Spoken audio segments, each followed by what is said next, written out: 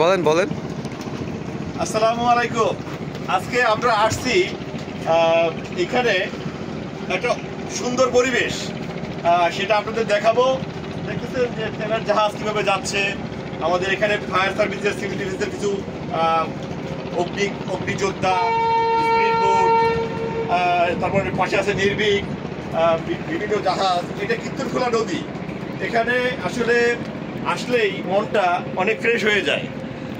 তাই আজকে আমরা আপনাদের এই জাহাজগুলো দেখাবো, প্লাস আজকে আসছি সাথে এখানে গোসল করব। আপনাদের দেখাবো এই নদীতে গোসল করলে কি শান্তি লাগে।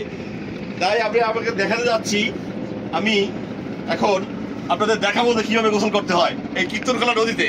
তাইলে আমি শুরু করলাম গোসল করা, ইনশাআল্লাহ।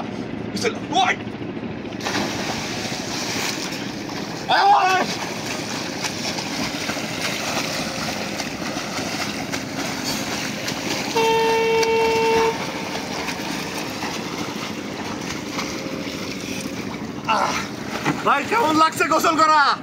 ভালো তো? আপনারা আসেন, ইনশাআল্লাহ ভালো লাগবে। আচ্ছা।